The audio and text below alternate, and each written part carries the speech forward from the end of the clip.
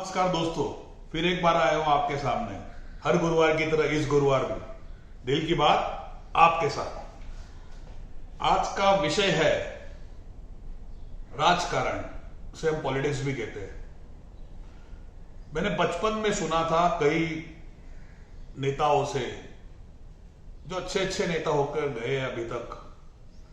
नाम नहीं दूंगा, लेकिन बहुत नेता है जिनको मैं मानता हूं, उनसे सुना था कि अगर पॉलिटिक्स में जाना है, राजकारण में जाना है, तो 80% समाजकारण होना चाहिए और 20% सिर्फ राजकारण होना चाहिए। लेकिन आज के इस दौर में हम देखते हैं कि उल्टा हो गया है। 20% सिर्फ 20% भी नहीं बचा, मैं तो बोलूंगा 90% राजकारण हो रहा है और समाज कारण वो भी 10 हो रहा है, नहीं हो रहा है। आप ही फिक्स करिए ये बात। आज का मेरा विषय ये है, विषय भले राजकारण पर नहीं है, जो राजकारण हो रहा है हर चीज में, उसके ऊपर मैं आपके सामने मेरे कुछ बातें रखना चाहता हूं। पहले शुरू करता हूं एग्जाम से, बच्चों की एग्जाम से। हमारे महाराष्ट्र की शिक्षा मंत्री गायकवाड़ जी, वर्षा गायकवाड़ जी, इन्होंने कल भी डिक्लेयर किया 9वीं और 11वीं की एग्जाम नहीं होगी, उन्हें डायरेक्ट पास किया जाएगा। दोस्तों, मैं पहले से कहता आया हूं कि मंत्रीगण उनके हिसाब से अच्छे अच्छे डिसीजन देते हैं, जीआर निकालते हैं, लेकिन ये कभी उन्होंने नहीं देखा कि वो फॉलोअप हो रहा है कि नहीं हो रहा है। तो ये क्या है? ये राजकारण नहीं है क्या? कि आप टीवी पे डिक्लेयर कर देते हो, पहले उन्होंने डिक्लेयर कर दिया पहले से 9वीं तक की एग्जाम, पहले से 8वीं तक की एग्जाम में सबको पास किया जाएगा। क्या उनका फर्ज नहीं होता, या उनके नीचे जो है अधिकारी है उनका फर्ज नहीं होता कि एग्जाम हो रही है या नहीं हो रही है, ये देखने का फर्ज नहीं होता? आज भी मेरे एक दोस्त की लड़की है जो कार्डिनल ग्रेशियस में थर्ड स्टैंडर्ड में उसकी एग्जाम हो रही है। अभी कहिए, आप कहिए, किसे हम क्या कहिए? वो लोग कहेंगे कि हमें कंप्लेंट दीजिए। अरे कंप्लेंट देने के बाद स्कूल उसके ऊपर क्या एक्शन लेगी पता है? आप पहले से 8वीं की बात कर रहे हो, मैं थर्ड स्टैंडर्ड की बात कर रहा हूं। स्कूल का नाम भी बता रहा हूं, कार्डिनल ग्रेशियस स्कूल में आज भी एग्जाम हो रही है, ऑनलाइन एग्जाम हो रही है, और आप कहते हैं पास कर दीजिए, 9वीं और 11वीं को पास कर दिए। मैं पहले भी कहता आया हूं कि सिर्फ जीआर निकलता है, उसके ऊपर आगे कुछ नहीं होता। मैंने यही बात मेरे पहले वीडियो में एम्बुलेंस के बारे में कही थी। मैंने कई पत्र व्यवहार के राजेश टोपे जी से किए, अनिल साहब से भी मैं मिला था लेकिन आगे कुछ नहीं हुआ। तो क्या कहें हम? इसे राजकारण ही कहे ना। लोग पिसते जा रहे हैं, आप डिक्लेयर करते जा रहे हैं। वैसे ही मैं एक दूसरी बात कहता हूं कि कोई भी कोई मैं पार्टी का सपोर्ट नहीं करता हूं। जब मैं दिल की बात आपके साथ करता हूं तो मैं कोई पार्टी के तरफ से या पार्टी के लिए नहीं बोलता हूं। जो सामान्य पब्लिक है, जनरल पब्लिक है, उसके लिए बोलता हूं। अभी जो वैक्सीन चालू है, लसीकरण शुरू है, उसके बारे में आज ही पेपर में न्यूज आई। देखिए केंद्र से भी किस तरह से सौतेला व्यवहार हमारे महाराष्ट्र से हो रहा है। मेरे पास एक लिस्ट आई है। महाराष्ट्र की लोक संख्या है 12.30 करोड़, ठीक है। वहां हमारे पास एक्टिव कोरोना के पेशेंट है 4.73 लाख, और हमें लस दी जा रही है 83 लाख। उसी के नीचे गुजरात, वहां की है 6.50 करोड़, एक्टिव है सिर्फ 17,000 को, सिर्फ 17,000, लेकिन उनको 80 लाख लस दी जा रही है। सोचिए आप ये चीज पर। राजस्थान उसके बाद, जहां की 8.10 करोड़ लोक संख्या है, सिर्फ 16,000 एक्टिव मेंबर है, वहां दे रहे 78 लाख लस दे रही है। मध्य प्रदेश, वहां 23 करोड़ लोक संख्या है, वहां दे रहे 76। अभी आप ही सोचिए, ये गुजरात, ये है राज्य है, वो पहले 5 एक्टिव कोरोना पेशेंट में भी नहीं आता, लेकिन उसको जा रहा है 80 लाख। ये राजकारण नहीं है तो क्या है दोस्तों? आप बताइए। मैं कोई राज्य के खिलाफ नहीं हूं, मेरे बहुत सारे दोस्त जो मैं बिल्डिंग में रहता हूं वहां भी गुजराती लोग हैं, तो कोई राज्य के खिलाफ नहीं हूं, मैं सिर्फ इसके खिलाफ हूं। ये भेदभाव क्यों, ये राजकारण क्यों हमारे साथ? अभी कल ही राजेश टोपे जी का एक बयान आया है कि अगले 3 दिन होगी उतनी लस हमारे पास है, फिर हम क्या करेंगे?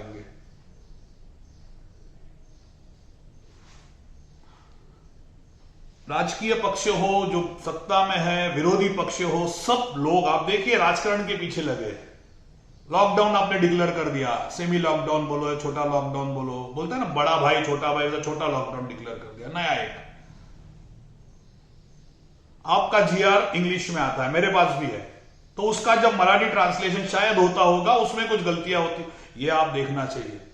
क्योंकि पहले लॉकडाउन का लोगों को टीवी पे भी यही सबसे चीज कहूं तो टीवी मीडिया, आधे लोग पागल तो टीवी मीडिया देख के होते हैं। टीवी मीडिया पे ऐसी कोई बात नहीं आई थी कि दुकान बंद होंगे, लोगों ने दुकान शुरू किए, दूसरे दिन बंद हो गए।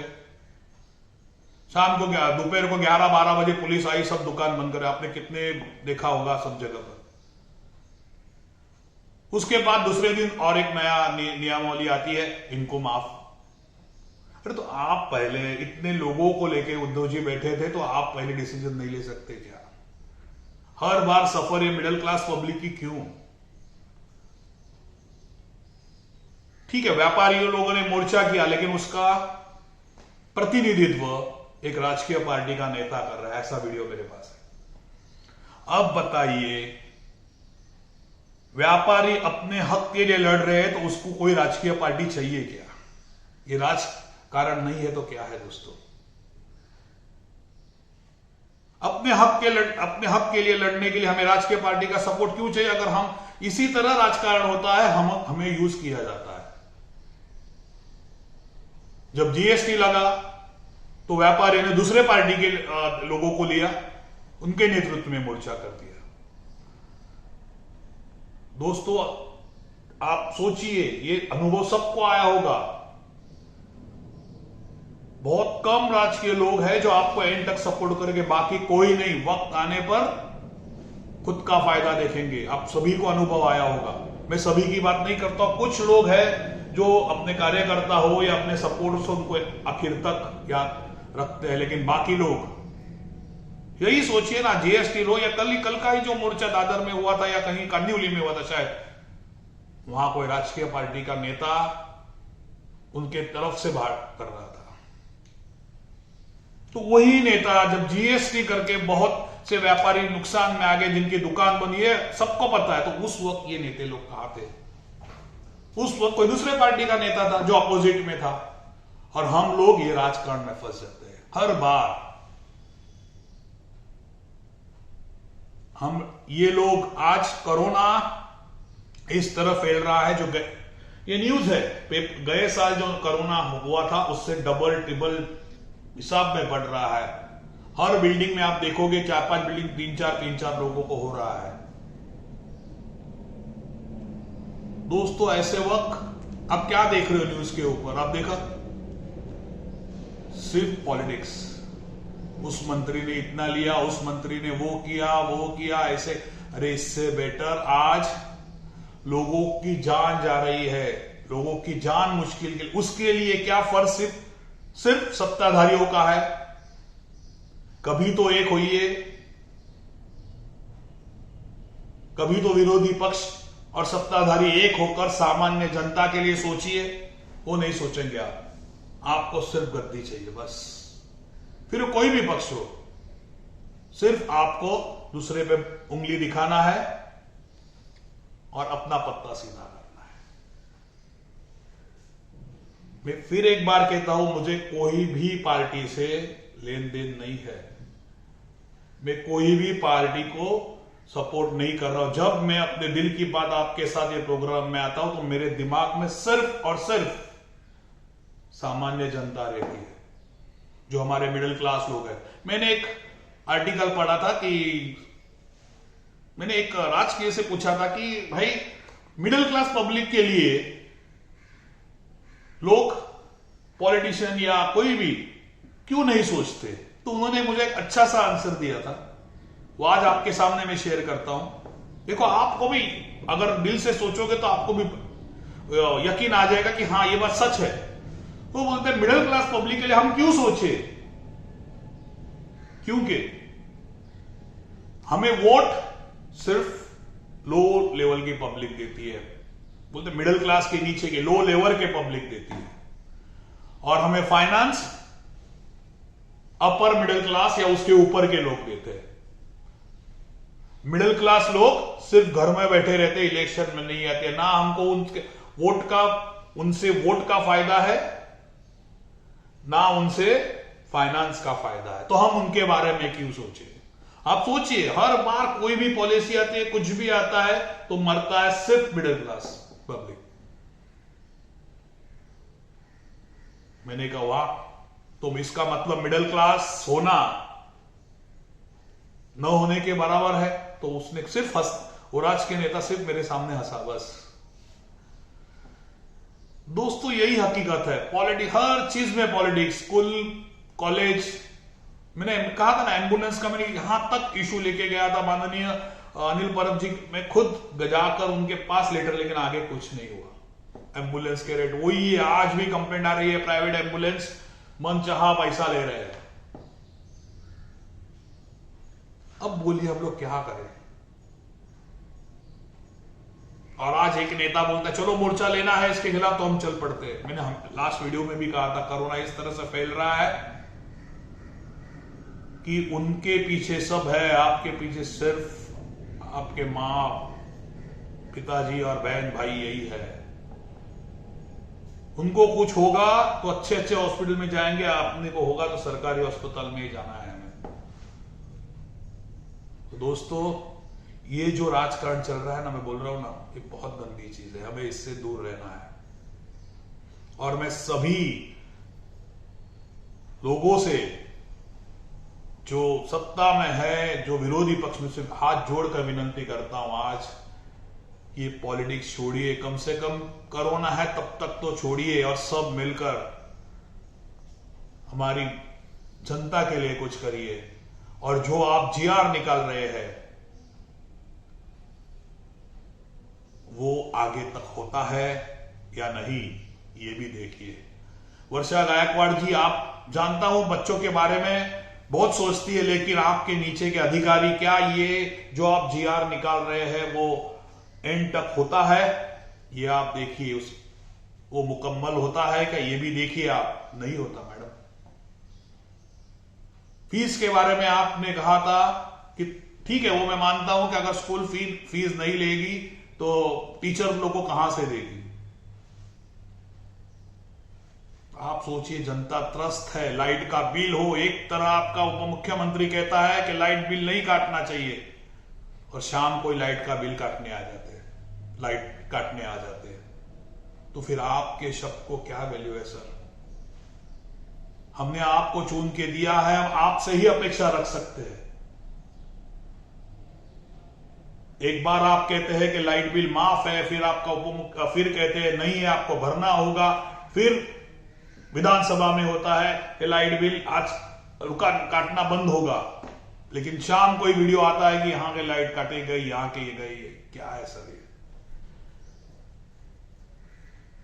सर, एटलीस्ट इस वक्त, कोरोना का वक्त, तो आप राजकारण मत करिए।